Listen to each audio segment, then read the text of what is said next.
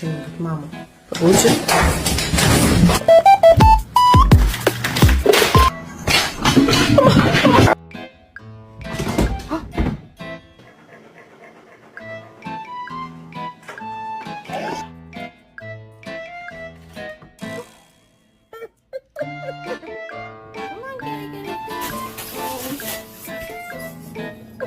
He just like starts licking the air, and I don't know why. Does anyone else's cat do that? Ollie, look at me. What are you doing?